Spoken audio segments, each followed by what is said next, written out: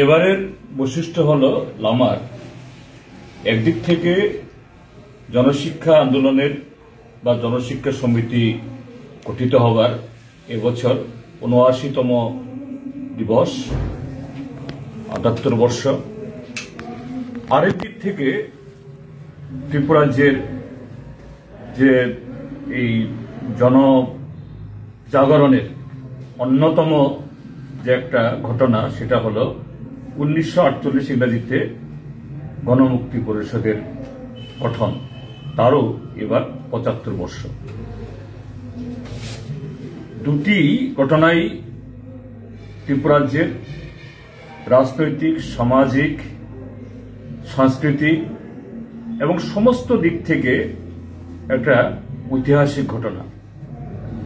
তো এবারের যে এই লামার সংখ্যায় প্রত্যেকবারের মতোই এবারও এই যে কি প্রেক্ষিতে এই জনশিক্ষা সমিতি গড়ে ওঠা, গণমুক্তি পরিষদের সৃষ্টি হওয়া এবং গত ৭.৫ দশকের তার পথ চলা, নানা ঘাত প্রতিঘাতের মধ্য দিয়ে চড়াই উতরাই পেরিয়ে তার যে নানা দিক থেকে সেই ঘটনাবলীগুলো বর্তমান সময়ের প্রেক্ষিতে আমাদের রাজ্যে গণতান্ত্রিক আন্দোলন, লড়াই, সংগ্রাম, তার অভিমুখ কি হবে, শত্রুকে, মিত্রকে, সেগুলোকে আরো যে বিশ্লেষণ করার মধ্য দিয়ে এই রিপোর্টটি, এই সংখ্যায় নানা এখানে যে যারা এই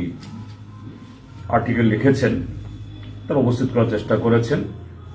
তো এই জন্য আমি ধন্যবাদ জানাচ্ছি যারা এই সংখ্যাটা পড়বেন।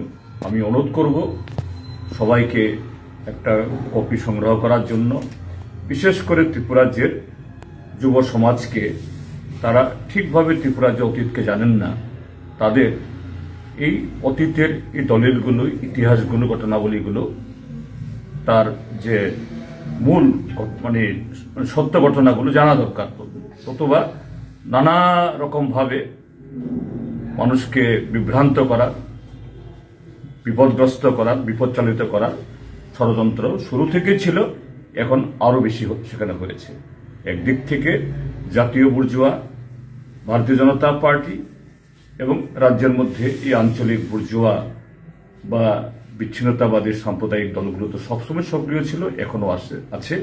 এবং এই দুটোর মধ্যে যে বাহ্যিক সখ্যতা না দেখা গেলেও এটা বরাবরই একটা আরেকটার হাত ধরাধরি করে সেখানে চলছে। কাজেই এই লেখাগুলোর মধ্য দিয়ে তাদের সেই চরিত্রগুলো ব্যাখ্যা করার চেষ্টা করা হয়েছে। এটা আমাদের অবশ্যই এই ক্ষেত্রেতে এই দুর্বলতা আছে। আমরা ধারাবাহিকভাবে এই লামা প্রকাশ করতে আমরা পারছি না।